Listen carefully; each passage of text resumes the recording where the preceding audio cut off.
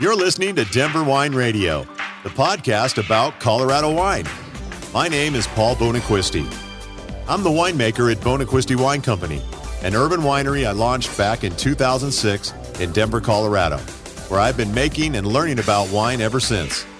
I'm sitting down with other wineries and wine experts to find out what makes Colorado wine so unique and to help you find the wines you like to drink. And now, let's put some altitude in your glass. Hey, welcome everybody to Denver Wine Radio. Special guests in the house today, and I mean special because they surprised me. They came in and rolled me. It's Dan Kraft and Michelle Lemaire from Continental Divide Winery. Welcome to the show. Thank you. Hi. Hi. Well, before we get into about Continental Divide Winery, tell everybody what you did today to me. Well, our owner wanted us to have a normal tasting room experience on our annual staff training, so we told you that we were teachers at a teacher conference from around the country. That's right. They rolled up in a van, and it did. It looked like you guys came from a conference, and they said, I said, hey, you guys ready to taste some wine? Yeah. And here they come. They came on in, and so I went through the spiel. Talked about my wines. You tasted my wines. They all played dumb. I asked them some questions about teachers. And they were like, oh, they didn't really want to answer that question. And then at the end, they said, hey, yeah, you guys rolled me like undercover boss.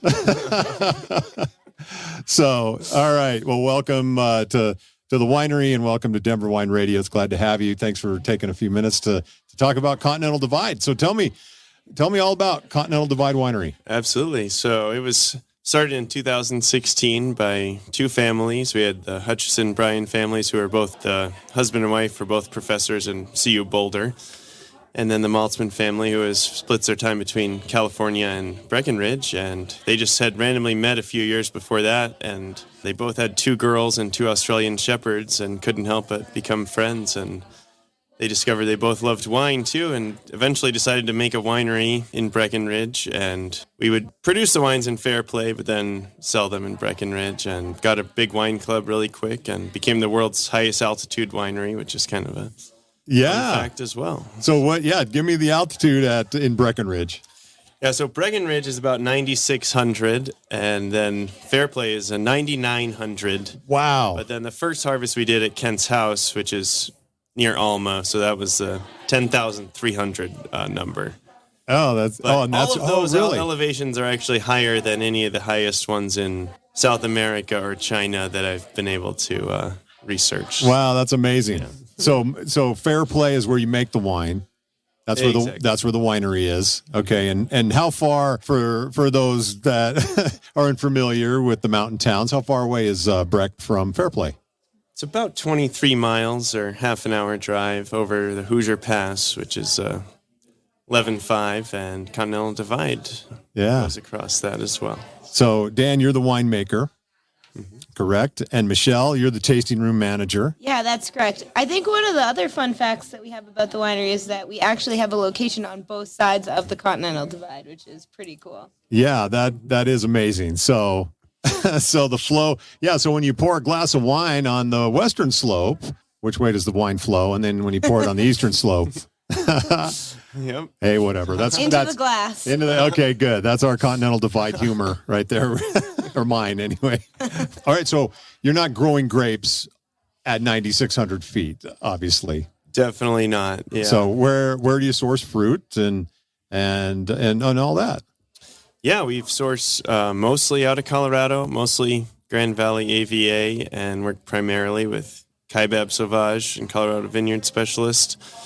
And then also a little bit with Talbot Vineyards, Bruce Talbot. We've gotten a few wines from Colteris and Scott High, and then a little bit from Whitewater Hill as well. Oh, nice. And then we have dabbled a bit in Paonia, Hutchison area too. We did a 2018 Pinot Noir from a vineyard that was semi-abandoned. I named it after the owner, John Austin. That didn't make it on the label, but He was the one who had been killed in a car accident. Oh, I didn't realize that. Back in 2016, I think. Wow. And then we got a little bit out of Lee Bradley's Orchard Valley Farms and Breckenridge Winery as well. So, yeah, just a tad. There's not many grapes in Paonia, but what does come out is really nice. So, wow, I did not know that about John. I had connected with him years ago. This had to be 2009 or so, and he had a Pinot Noir vineyard that he had planted. It was very young at the time. I want to say 3-4 years old, and I actually got some fruit off of it one year. Not very, it was maybe 100, 200 pounds. Wow. I just wanted to try it out. I'm hoping that it would really come in that 5th year, 6th year. So, but then it seemed to, at that time, it just wasn't doing very well in those years. And then I lost touch with John. He didn't really seem too interested in cultivating that vineyard at the time.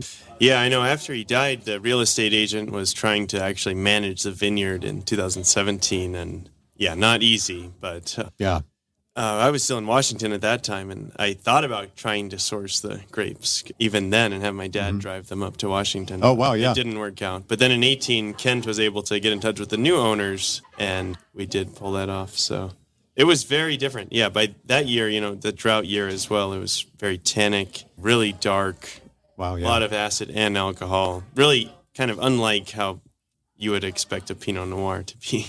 Yeah. And I know we were talking about this at the tasting counter a little earlier as you were playing dumb.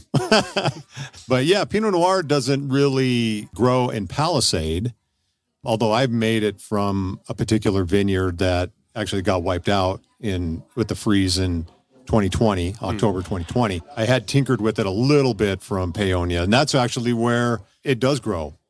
Although you get crazy years every year with Mother Nature, you never know. But overall, it's a great place to grow Pinot Noir.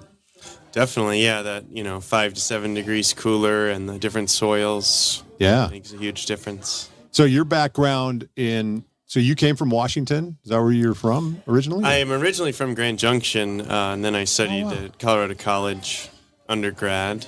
Really? And after that, I wanted to be a ski bum my first year instead of going to go to chemistry grad school. And I said, what can I do between now and December? Yeah. And people said, just go out to California and you got lab experience, so someone will hire you. And I was lucky enough to work at Navarro Vineyards in Mendocino, which is a pretty top-notch family-run place. And after that, I went to grad school in Oregon before working at Kevin White Winery in Washington, which is super small, but has some great accolades. Mostly all Rhone-style wines there that we were doing. My daughter, who just walked up a few minutes ago, she's at Colorado College. Nice. So just finished her first year, her freshman year. Awesome. But yeah. So Michelle, where are you from? I am from Massachusetts, actually. So. Yeah? How long have you been in Colorado? Since 2008 is when I moved after college. Oh, nice. I've been working at the winery, mostly in the Breckenridge tasting room since 2018. And what got you into wine? How long have you been in the wine world? So my experience with wine is mostly when I lived in Nantucket, Massachusetts, just doing a lot of catering for kind of like fancier events and working at the Continental Divide tasting room. So it's been pretty fun, learning process, all of that good stuff. All right. Yeah. So tell me about the wines you make. Yeah, there's a pretty wide variety. We tend to focus more on these red Bordeaux varietals, Petit Verdot, Cab Franc, Cab Sauv, Merlot, just because those are the ones that are A, very sellable and high market for them, and B, what our growers tend to have available as well. But we've done, a lot of other wines too. A lot of whites, Riesling, Chardonnay. Gewürztraminer was the one that got us the Governor's Cup collection last year. So that was congratulations on exciting. That. Thank you. Yeah. The Albareños.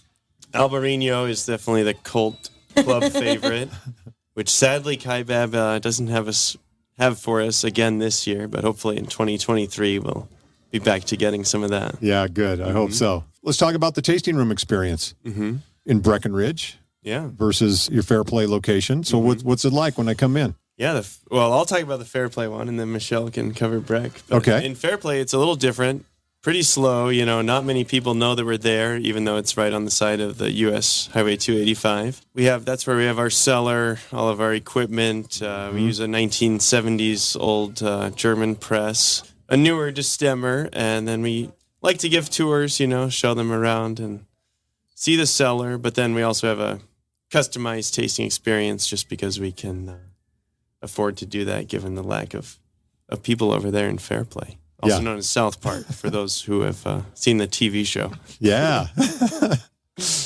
And Michelle? So the smaller tasting room and the production in Fairplay makes sense because of the population. Breckenridge is obviously significantly busier, so we see tons of visitors every day, and it's actually a lovely space. We have a really nice patio, and then much bigger tasting room, all dog friendly, which is one of my favorite parts besides the wine. We do pre-selected flights over there, and also, we have a private event space called the Barrel Room as well, which is new, and I would say. Mm-hmm. And the wine blending experiences too, which is where we'll have a few different wines on keg. And people come in and they get a little spreadsheet, create their own blend, and get to bottle one of them before they go home. And the wine, really that's neat fun. Souvenir. Yeah. The wine blending experience is favorite of everyone who does it. You basically do a 4-flight tasting of wine, make 3 mini blends, and then bottle your perfect blend. So you go home with, like Dan said, your perfect custom wine. Nice. Yeah, that's a fun experience. So, because then, they can put whatever percentage they want to hit their palate.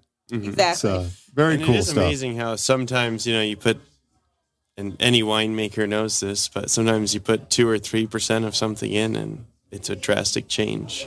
Yeah. So, Do you ever, have you ever found in the blending class where somebody put something together and you went, I might have to bottle that one.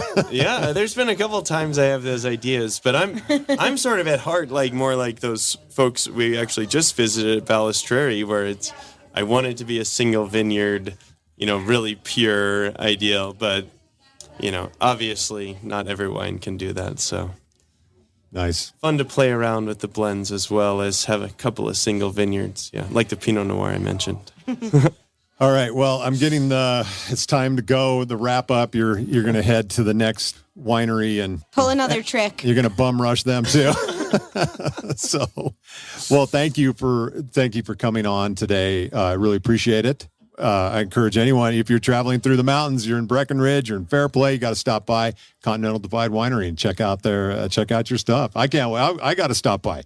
Absolutely. I've never been. It's different. Yeah. And even though it's a lot of the same fruit from Palisade, everything is happening at that high altitude and it does impact things. So, yeah. Because I really, we're going to ask one more quick question because there used to be a winery in Conifer. John Soucy was a winemaker there, and the temperature, because it got so cold in the fall right away at that elevation, at high elevation, that he had to have special concrete blankets made to wrap his tanks so he could finish fermentation. So what do you have any special needs like that where it gets too cold during fermentation and you got to warm it up? Not too much. Yeah, I do just use the ambient heating. I haven't even used the fish tank heaters recently, but I've had a couple times where it was stuck fermentation that I have to redo the whole thing and add a little bit at a time, and it's a huge pain. But yeah, it's neat that we able to use no artificial cooling in the winery, and it stays just cool enough during the summer that we can pull that off. And then we can use the cold to our advantage to cold stabilize and